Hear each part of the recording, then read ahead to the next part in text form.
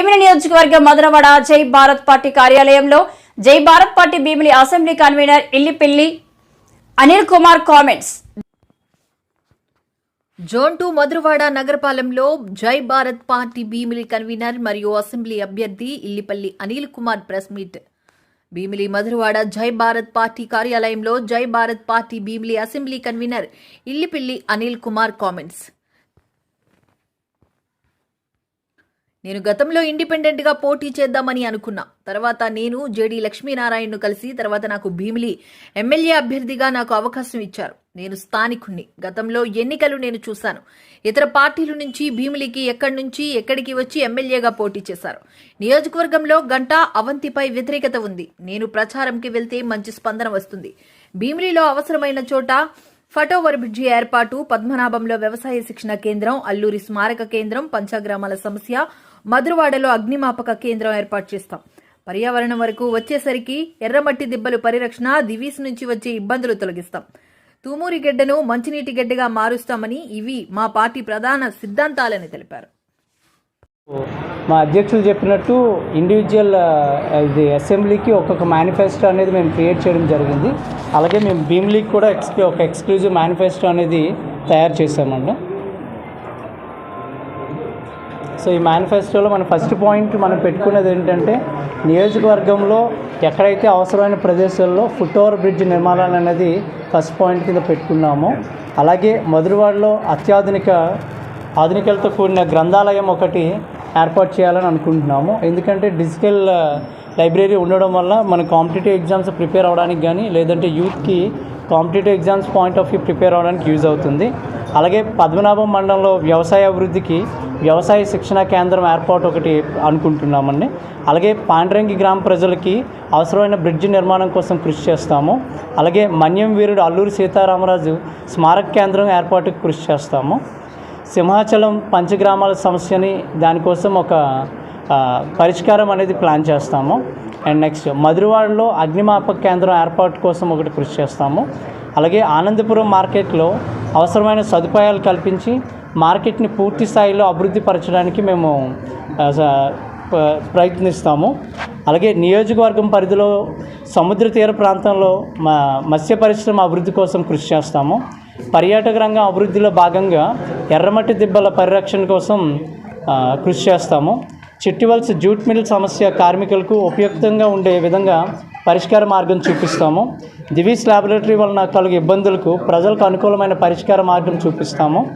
అనంత పద్మనాభ స్వామి దేవాలయంలో పూర్తి స్థాయిలో అభివృద్ధి చేయడం జరుగుతుంది. పిఎం పాలెం వెనుక గల డ్యామ్ నీటిని మంచినీటి సదుపాయంగా తీసుకురావడానికి ప్రయత్నిస్తాము. ఇల్లిపల్లి అనిల్ కుమార్, జై భారత్ పార్టీ భీమిలి అభ్యర్థిగా పోటీ చేస్తున్నాను. జేడి లక్ష్మీనారాయణ గారు స్థాపించిన జై భారత్ నేషనల్ పార్టీ అనేది ఈసారి అసెంబ్లీలో అరౌండ్ 70 సీట్ల వరకు కూడా డిఫరెంట్ అసెంబ్లీ వర్గాల్లో పోటీ చేస్తుంది. అలాగే భీమిలిలో ఇల్లిపల్లి అనిల్ కుమార్ అన్న నేను ఇక్కడ పోటీ చేస్తున్నాను. అండ్ ఇక్కడ వరకు వచ్చినప్పటికి ఏంటంటే, స్థానికంగా ఉన్న నేను ఈ భీమిలి ఎలక్షన్స్ని చాలా దగ్గర నుండి చూశాను. 2009 నుండి కానీ, 2014 కానీ, 2019 కానీ మనకి ప్రతిసారి నాయకులు ఎక్కడ నుండో బయట నుండి వచ్చి ఇక్కడ మనకి ఏలుబడి చేయడమే తప్ప ఇక్కడ స్థానికంగా ఉన్న వారిని ఎవరిని కూడా ప్రోత్సహించే పరిస్థితిలో లేదు. సో అలాంటి సిచ్యువేషన్స్ ఇప్పుడు కూడా రిపీట్ అయ్యాయి. సో అలా కాకుండా స్థానికంగా ఉన్న వాళ్ళకి గౌరవం కానీ, లేదంటే మనకి ఇక్కడ ఒక ప్లాట్ఫామ్ క్రియేట్ చేయాలని ఒక ఉద్దేశంతోనే నేను పోటీలోకి దిగడం జరుగుతుంది.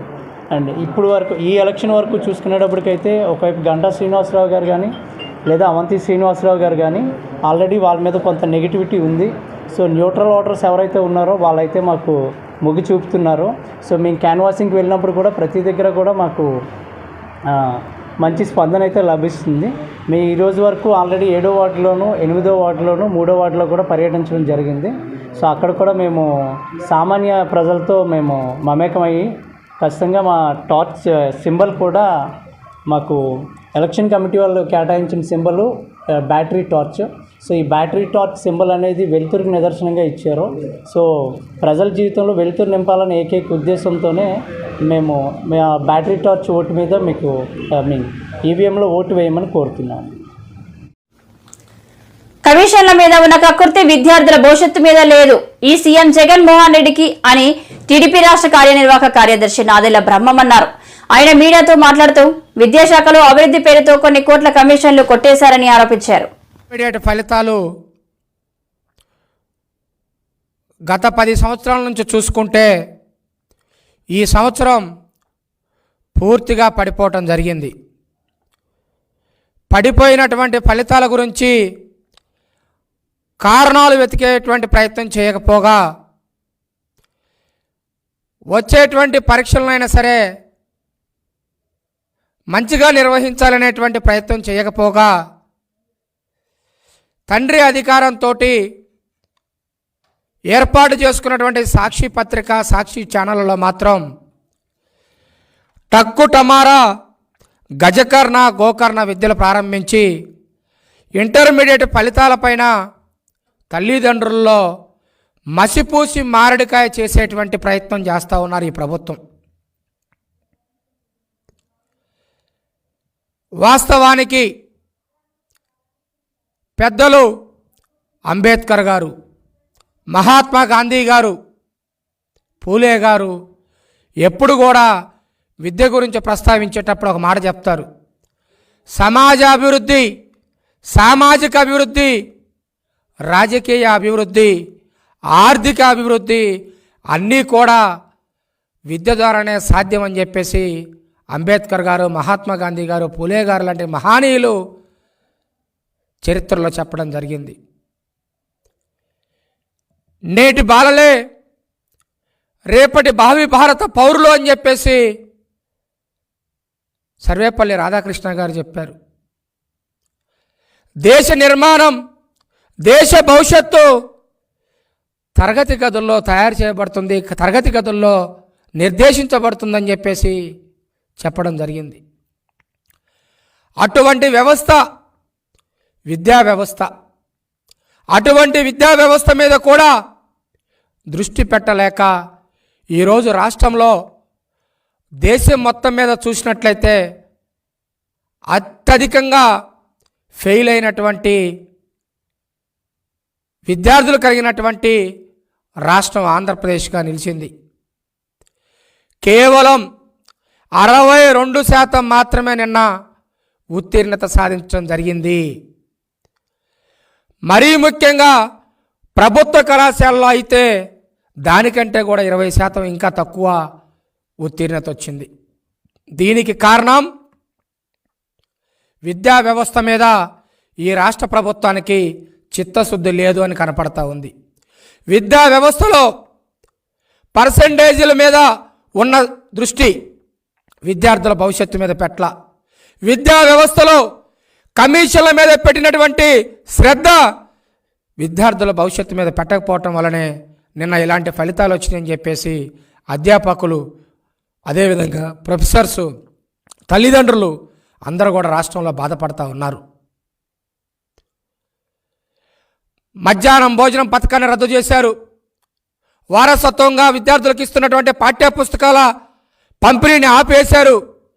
ఏ కళాశాల దగ్గరికి వెళ్ళినా కూడా గేట్ల దగ్గర వైఎస్ఆర్సీపీ అదాని గంగవరం పోర్టు కార్మికుల డిమాండ్ను పరిష్కారం చేయాలి. సిపిఎం జిల్లా కార్యవిశాఖ ఆదాని గంగవరం పోర్టు కార్మికుల డిమాండ్లను పరిష్కారం చేయాలి. సిపిఎం జిల్లా కార్యదర్శి మరడాన జగ్గునాయుడు డిమాండ్. ఆదాని గంగవరం పోర్టులో పనిచేస్తున్న నిర్వాసితులు, జీపీఎల్, జీపీఎస్ పర్మనెంట్ కార్మికులతో పాటు కాంట్రాక్ట్ కార్మికులు, లోడిరగ్, అన్లోడిరగ్, ట్రాన్స్పోర్ట్, మెకానికల్, ఎలక్ట్రికల్ ఆపరేటర్స్ కార్మికుల తమ న్యాయమైన డిమాండ్లను ఆదాని గంగవరం పోర్టు యాజమాన్యం, ప్రభుత్వం తక్షణమే పరిష్కారం చేయాలని, గతంలో ఇచ్చిన హామీలు అమలు చేయాలని సిపిఎం విశాఖ జిల్లా కార్యదర్శి మరడాన జగ్గునాయుడు డిమాండ్ చేశారు. గత 5 రోజులుగా ఆదాని గంగవరం పోర్టు కార్మికులు చేస్తున్న పోరాటానికి సంఘీభావంగా సిపిఎం విశాఖ జిల్లా కమిటీ ఆధ్వర్యంలో శనివారం జీవీఎంసీ గాంధీ విగ్రహం వద్ద నిరసన చేపట్టింది. సిపిఎం పార్టీ విశాఖ జిల్లా కార్యదర్శి గత 5 రోజులుగా అదాని గంగవరం పోర్టు కార్మికులు తమ న్యాయమైన హక్కుల కోసం ఆందోళన చేస్తున్నారు. రాష్ట్ర ప్రభుత్వం, జిల్లా అధికారులు వెంటనే జోక్యం చేసుకుని కార్మికుల న్యాయమైన డిమాండ్స్ పరిష్కారం చేయాలని చెప్పని సిపిఎం పార్టీ డిమాండ్ చేస్తున్నది. కార్మికుల న్యాయ పోరాటానికి పార్టీ తన సంపూర్ణ మద్దతు తెలియజేస్తూ ఉన్నది. కార్మికులు గతంలో 64 రోజులు ఆందోళన చేశారు. ఈ ఆందోళన సందర్భంగా వారు కోరే న్యాయమైన డిమాండ్ ఇతర పోర్టులాగే గంగవరం పోర్టులో పనిచేసే కార్మికులకి జీతం నెలకు 36,000 రూపాయలు నిర్ణయించి అమలు చేయాలని చెప్పని. ఇంకో ప్రధానమైన డిమాండ్ గంగవరం పోర్టులో ఉన్నటువంటి రసాయనాలు బొగ్గు కాలుష్యం వల్ల ఆరోగ్యాలు తీవ్రంగా దెబ్బతింటున్నాయి. కాబట్టి సూపర్ స్పెషాలిటీ వైద్యం కల్పించాలని చెప్పినది వారి డిమాండ్. గంగవరం పోర్టులో ఉన్నటువంటి నిర్వాసిత కార్మికులు, ఆపరేటర్లు, కాంట్రాక్ట్ కార్మికులు, లోడింగ్ అన్లోడింగ్ కార్మికులు, మొత్తం సమస్త కార్మికులకి కార్మిక చట్టాలు అమలు చేయాలని చెప్పని ఈ న్యాయమైన డిమాండ్స్ కోసం 24 రోజులు సమ్మె చేస్తే, ఆందోళన చేస్తే ఆనాటి అధికార యంత్రాంగం రాష్ట్ర ప్రభుత్వం జోక్యం చేసుకుని మీ న్యాయమైన డిమాండ్ పరిష్కారం చేస్తామని చెప్పి హామీ ఇచ్చారు. కానీ నేటి వరకు అమలు చేయలేదు. దీంతో కార్మికులు తప్పనిసరి పరిస్థితుల్లో ఈరోజు 4 రోజుల నుంచి 5 రోజుల నుంచి ఆందోళన చేసే పరిస్థితి వచ్చింది. గంగవరం పోర్టు కార్మికులు ఆ పోర్టు ఏర్పాటు కోసం తమ భూములు ఇచ్చారు, సముద్ర వేటను కోల్పోయారు, ఉపాధిని కోల్పోయారు, తద్వారా తమ సర్వస్వం కోల్పోయి గంగవరం పోర్టు ఏర్పాటుకి కారణమయ్యారు. గంగవరం పోర్టు ఏర్పాటు తర్వాత ఈరోజు అదాని యాజమాన్యానికి కోట్లాది రూపాయలు లాభాలు వస్తున్నాయి, ఆదాయం వస్తుంది. కానీ ఆ పోర్టులో పనిచేసే కార్మికులు మాత్రం కార్మిక చట్టం అమలు కావడం లేదు. గత తెలుగుదేశం ప్రభుత్వం కానీ ఈనాడు వైసీపీ ప్రభుత్వం కానీ ఈ రెండు కూడా ఎంత దుర్మార్గం అంటే గంగవరం పోర్టులో 4,000 మంది కార్మికులు పనిచేస్తుంటే దాన్ని షాప్స్ అంటే ఎస్టాబ్లిష్ చట్టం తీసుకొచ్చారు. అంతేనా దుర్మార్గం ఏముంది? వాస్తవంగా ఫ్యాక్టరీస్ యాక్ట్ పరిధిలో తీసుకురావాలి దాన్ని. కాబట్టి గతంలో గాజువాగులు ఎన్నికైనటువంటి ఎమ్మెల్యేలు కానీ తెలుగుదేశం వైసీపీ ప్రభుత్వాలు కానీ ఆ చట్టాన్ని మార్చలేదు, కార్మికుల్ని నెట్టేటి ముంచే కార్యక్రమం చేశారు. కాబట్టి ఇప్పటికి కూడా యాజమాన్యం ఆ కార్మికులు దోపిడీ చేసుకోవడానికి అవకాశం ఏర్పడుతూ ఉంది. ఇప్పటికైనా సరే ప్రభుత్వం ఆ పరిశ్రమని ఫ్యాక్టరీ చట్టంలో తీసుకురావాలని చెప్పి డిమాండ్ చేస్తున్నాం. దీంతో పాటు ఆ కార్మికులు వెంటనే 36,000 రూపాయల జీతం, అలాగే సూపర్ స్పెషాలిటీ వైద్యం కల్పించాలని చెప్తున్నాయి, ఆసుపత్రి నిర్మించాలని చెప్తున్నాయి మేము డిమాండ్ చేస్తున్నాం. ఈ గంగవరం పోర్టు వల్ల ఆ పరిశ్రమలో పనిచేసే కార్మికులే కాకుండా గాజువాక పట్ల ప్రధానికి మొత్తం ఈరోజు కాలుష్యం చుక్కున్నారు, ఆరోగ్యాలు దెబ్బతింటున్నాయి. కాబట్టి ఆరోగ్యాలు పరంగా పెట్టేటువంటి గంగవరం పోర్టు యాజమాన్యం మీద చర్య తీసుకొని ప్రభుత్వం అంటే జోక్యం చేసుకుని కార్మికులు న్యాయాన్ని సమస్యలు పరిష్కారం చేయాలి. లేని పక్షంలో పోరాటం ఉద్యతం చేయక తప్పదని చెప్పని మీ ద్వారా హెచ్చరిస్తూ ఉందాం. నర్సీపట్నం నియోజకవర్గంలో అత్యధిక జనాభా గల నాతవరం మండలంలో అనేక అభివృద్ధి కార్యక్రమాలు చేపడతామని ఎమ్మెల్యే అభ్యర్థి ఉమాశంకర్ గణేష్ తెలిపారు. ఎన్నికల్లో వైసీపీ తిరిగి వచ్చిన తర్వాత మరిన్ని అభివృద్ధి కార్యక్రమాలు చేపడతామని అన్నారు. అందరికీ నమస్కారం అండి. ఈరోజు నర్సీపట్నం మున్సిపాలిటీకి సంబంధించి 7వ వార్డులో మళ్ళీ లావరాజు గారు ఇన్ఛార్జ్ కానీ మరి కోఆప్షన్ సభ్యులు స్వామి గారి ఆధ్వర్యంలో మరి పెద్దలు సన్యాసిపత్రి గారు, మున్సిపల్ చైర్మన్లు, వైస్ చైర్మన్లు, ఇన్ఛార్జీలు, కౌన్సిలర్స్, అలాగే పార్టీ నాయకులు అందరూ ఆధ్వర్యంలో ఈరోజు మరి గడప గడపకి కార్యక్రమం ప్రతి ఇంటికి కూడా వెళ్ళి చెప్పడం జరిగింది. ప్రతి ఒక్కరు కూడా మరి ఎంతో ఆదరించారు మమ్మల్ని అందరినీ కూడా. ఎందుకంటే 5 సంవత్సరాల కాలంలో మరి ఎక్కడ పార్టీ చూడకుండా ఇస్తున్నందుకు ఎన్నో పథకాలు వచ్చాయి. మాకు ప్రతి ఇంటి దగ్గర కూడా 2 పథకాలు 3 పథకాలు వచ్చాయి. మరి రేపు జరగబోయే ఎన్నికల్లో మేము జగన్మోహన్ గారి నాయకత్వాన్ని కోరుకుంటున్నామని చెప్పి ప్రతి ఒక్కరు కూడా ప్రతి ఇంటి దగ్గర కూడా చెప్పడం జరుగుతుంది. అదే ముఖ్యంగా ఈ రోజు మీ ద్వారా తెలియపరచాల్సింది ఏంటంటే ఈరోజు నర్సీపట్నం నియోజకవర్గం సంబంధించి నాతవరం మండలం కానీ, గోలుగొండ మండలం కానీ, నర్సీపట్నం రూరల్ కానీ, నర్సీపట్నం మున్సిపాలిటీ కానీ, మాగపల్లి మండలానికి సంబంధించి అతిపెద్ద మండలం, ఎక్కువ జనాభా ఉన్న మండలం నాతవరం మండలం. మరి నాతవరం మండలం ఈరోజు చూస్తే హై స్కూల్స్ ఉన్నాయి సుమారుగా. మరి తాండవాకు సంబంధించి కానీ చమ్మచెంత, డిఆర్వరం, గుదిపూడి, ఎంబీపట్నం, మణిపట్నం, నాతవరంలో హై స్కూల్స్ ఉన్నాయి. ఇన్ని హై స్కూల్స్ ఉన్నప్పుడు కూడా వాళ్ళందరూ సుమారుగా ఒక 500 మంది ప్రతి సంవత్సరం కూడా మరి అక్కడి నుంచి మరి జూనియర్ కాలేజ్ లేక పక్క కోటనందూరు తున్నో ఇటు నర్సీపట్నం రావాల్సిన పరిస్థితి. ఎంతసేపు అయిన పద్ధతుడు అవినీతి గురించి ఆలోచించాడు కానీ అధికారం ఉన్నప్పుడు 100 కోట్లు ఏ విధంగా దోచుకోవాలి, 100 కోట్లు ఏ విధంగా దాచుకోవాలని మరి 100 కోట్లు దోచుకున్నాడు తప్ప నాతవరంలో ఒక జూనియర్ కాలేజ్ పెట్టాలని ఒక ఆలోచన లేదు. కానీ గౌరవ ముఖ్యమంత్రి గారు వచ్చిన తర్వాత మరి మొన్ననే చూసాం మరి బ్రహ్మాండంగా నర్సీపట్నం సంబంధించిన నియోజకవర్గంలో నాతవరం మండలంలో మరి జూనియర్ కాలేజ్ కూడా శాంక్షన్ చేయడం జరిగింది. ఆ జీవో కూడా సుమారుగా ఫిబ్రవరిలో చెప్పాం. ఒకసారి చూడండి, ఇది చాలా మంది కనబట్టలేదు. ఎందుకంటే జీవోలు దూరం నుంచి చూపిస్తానంటే దగ్గర చేసి కావాలంటే స్పెట్స్ కూడా పెట్టుకుంటే జీవోలు కూడా కనబడతాయి వాళ్ళందరూ కూడా. మరి ఎట్టి బస్సులు కూడా అంటే ఈ విధంగా సుమారుగా 5-6 గ్రామాల నుంచి మరి హై స్కూల్స్ ఉన్నప్పుడు కూడా దూర ప్రాంతాలకు వెళ్ళి ఎంతమంది విద్యార్థులు ఇబ్బందులు పడుతున్న దృష్ట్యా మరి గౌరవ ముఖ్యమంత్రి గారు ఈ విధంగా మరి జీవో ఇచ్చి అప్గ్రేడ్ చేసి రేపు ఏప్రిల్ నుంచి కూడా మే నుంచి కూడా మరి క్లాసులు వచ్చే విధంగా చేస్తున్నారు. దీని ద్వారా గౌరవ ముఖ్యమంత్రి వైద్య గారు ధన్యవాదాలు తెలుపుకుంటున్నాను. మరి మీ ద్వారా మరోసారి చెప్తున్నాను, గత తెలుగుదేశం ప్రభుత్వంలో 5 సంవత్సరాల పాటు అవినీతి అయిన పాత్రలు అవినీతికి ఎక్కువ పాల్పడ్డ తప్ప ఎక్కడా మరి అభివృద్ధి కార్యక్రమంలో చేయలేదు. ఏదేమిటి కూడా ఈ రోజు 5 సంవత్సరాల కాలంలో బ్రహ్మాండ అభివృద్ధి కార్యక్రమంలో సంక్షేమ పథకాలు అందించాం. రేపు రాబోయే రోజుల్లో మరింతగా అభివృద్ధి చేస్తాం, మరిన్ని సంక్షేమ పథకాలు అమలు చేస్తామని చెప్పి సందర్భం తెలియపరుస్తూ ఒకటే చెప్తున్నారు జగన్మోహన్ రెడ్డి గారు, మీ ఇంట్లో మంచి జరిగి ఉంటేనే మాకు మరి ఆదరించండి, ఓటేయండి అని చెప్తున్నారు. నిజంగా ఈరోజు ప్రతి ఒక్కరు కూడా ఆదరిస్తున్నారు. రేపు జరగబోయే ఎన్నికల్లో మే 13 జరగబోయే ఎన్నికల్లో నర్సీపట్నం నిధుల్లో 30,000 పైగా మెజార్టీతో వైఎస్ఆర్ కాంగ్రెస్ పార్టీ జెండా ఎగరేస్తామని చెప్పి మీ ద్వారా తెలియపరుస్తూ నమస్కారం జరుగుతున్నారు. ఏపీలో $1 ట్రిలియన్ ఎకానమీ సృష్టించడమే లక్ష్యంగా పనిచేస్తామని నారా లోకేష్ అన్నారు. తాడేపల్లిలోని అపార్ట్మెంట్ వాసులతో ఆయన సమావేశమై మాట్లాడారు. అసెంబ్లీ హైదరాబాద్ లో ఉండే ఆ సచివాలయ అసెంబ్లీలోనే రాజధాని చట్టం కూడా తీసుకొచ్చారు. కానీ అభివృద్ధి వికేంద్రీకరణ జరగాలని చాలా స్పష్టంగా చెప్పారు. ప్రాంతీయ విద్వేషాలు రెచ్చగొట్టడానికి నేను సిద్ధంగా లేను. అమరావతిలో మొదటి నిర్ణయం అక్కడి నుంచి రాష్ట్రంలో విధ్వంసం మొదటి పోలవరం ప్రాజెక్ట్ ని ఈరోజు సర్వనాశనం చేశారు. 3 సార్లు అమృతమే ఆనాడు బాబు గారు తీసుకొచ్చిన ఇన్స్టిట్యూషన్స్ తప్ప విశాఖపట్నంలో 500 కోట్ల రూపాయలు ఖర్చు పెట్టి ఒక్క వ్యక్తి బతికేదానికి ప్లాన్స్ ప్రతి ఇంటికి భూగర్భ డ్రైనేజ్ చేసింది. ఇంకో పక్కన ప్రతి ఇంటికి ఇప్పుడు కేంద్ర ప్రభుత్వం ఒక నోటీస్ పంపించింది ఆంధ్ర రాష్ట్ర ప్రభుత్వం. ఋషికొండ గుండెట్లు కొట్టారని అడిగారు. పెనాల్టీ కట్టమనేది కేంద్ర ప్రభుత్వం. అంటే ఒక్క వ్యక్తి అంటే నీళ్ళు ఏం కడతాడు నాకు తెలియదు. దానికోసం 700 ఈరోజు అప్పు చేసి బట్టనొక్కున్నాడానికనే మనకి కరెంట్ ఛార్జీలు పెరిగినాయి. అదేవిధంగా షామీ ఫోన్లు ఎక్కడ తయారు చేశారంటే ఆంధ్రప్రదేశ్ ఉండేది. ఇప్పుడు గంజాయి గెలిచిన నియోజకవర్గం మంగళగిరి నియోజకవర్గం. అది కూడా 1982-85 గెలిచారు. ఆ తర్వాత నియోజకవర్గం నాకు ఇవ్వండి, అక్కడ పసుపు జెండా ఎగిరేసి బాధ్యత నేను తీసుకుంటాను చెప్పాను. మొదటి రోజు బాగాలేదు, రెండో రోజు నుంచి బాధ ఆవేదన నాకు కసిపించింది. మంగళగిరి ప్రజలు ఏం చేస్తున్నారు? ప్రతిపక్ష పార్టీ అభ్యర్థిగా నేను కుటుంబాలకి వాటర్ ట్యాంకర్ ద్వారా నీరు, వాళ్ళ ఇంట్లో పెళ్లి జరిగితే పెళ్లి కాదు, వాళ్ళ ఇంట్లో ఎవరైనా చనిపోతే మట్టి ఖర్చులకి డబ్బులు, చెట్టు కింద కూర్చోవాలని సిమెంట్ బళ్ళు మన నియోజకవర్గంలో పడలేదు. నేను పుట్టి పెరిగింది హైదరాబాద్. కానీ ఎప్పుడైతే మంగళగిరిలో పోటీ చేశానో మంగళగిరి నా సొంతం చేసుకున్నా. అలానే భూగర్భ డ్రైనేజ్ చేశారా? లేదు. సరిగా నీరు అందిస్తూ తీసుకెళ్లి ఈటీపీ ప్లాంట్ లో శుద్ధి చేసి దాని తర్వాతనే పంట కాలంలో ఇంకా మంగళగిరి నియోజకవర్గంకి వచ్చేగల మన దగ్గర స్వర్ణకారులు ఎక్కువ మంది, గోల్డ్ వర్క్ ఎక్కువ మంది దగ్గర. సో నేను ఆలోచించేది ఏంటంటే అసలు దక్షిణ భారతదేశానికి ఎందుకు మంగళగిరి ఒక గోల్డ్ డెస్టినేషన్గా ఉండకూడదు?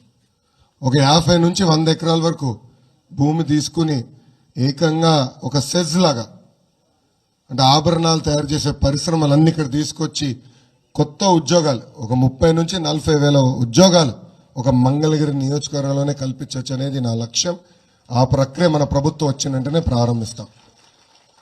ఐటీ శాఖ మంత్రిగా ఉన్నప్పుడు అనేక ఐటీ పరిశ్రమలు మంగళగిరిలో ఉన్న ఆటోనగర్కి వచ్చినాయి. ఇక్కడ పుట్టి పెరిగిన వాళ్ళు ఇతర దేశాలకు వెళ్ళి అద్భుతంగా అక్కడ కంపెనీలు స్థాపించారు. వాళ్ళు తిరిగి వచ్చి ఇక్కడనే మేము కంపెనీలు పెట్టాలని కోరారు. అందుకే ఆనాడు ఇన్సెంటివ్స్ ఇచ్చి వాళ్ళని ప్రోత్సహించాం. ఇప్పుడు ఎన్నికల డబ్బులిస్తే తీసుకోండి, కానీ జగన్ ఏమన్నారు? నారా లోకేష్ మాదిరి మంగళగిరి వైసీపీ అభ్యర్థి లావణ్య డబ్బులు లేవని సీఎం జగన్ తెలిపారు. లోకేష్ ఓటుకు 6,000 పంచుతాడు, డబ్బు ఇస్తే తీసుకోండి, కానీ ఓటు మాత్రం తమకే వేయాలని అన్నారు. 7 అంటా ఉన్నాడు, కేజీ బంగారం ఇంటింటికి అంటా ఉన్నాడు, ప్రతి ఇంటికి బెంజ్ కార్ అంటా ఉన్నాడు. ఇటువంటి నేపథ్యంలో 2014లో ఇదే పెద్ద మనిషి చంద్రబాబు నాయుడు గారు ముఖ్యమంత్రి అయినప్పుడు ఇదే మాదిరిగా అప్పుడు కూడా ఇదే కూటమిగా ఆయన ఏర్పడి ఆయనతో పాటు ఆయన దత్తపుత్రుడితో పాటు ఆయన ఢిల్లీ నుంచి తెచ్చుకున్న మోడీ గారి ఫోటో, ఈ ముగ్గురు కలిసి వీళ్ళ ముగ్గురే 2014లో ఏం చెప్పారు, మనకు ఏమి చేశారు అన్నది ఒక్కసారి ఆయన 2014లో ఇచ్చిన ఆయన మేనిఫెస్టోకు సంబంధించి, చేనేతలకు సంబంధించి ఆయన ఏం చేశాడు అని చెప్పి చూస్తే దాదాపుగా 100కి 2 మార్కులు కూడా రాల.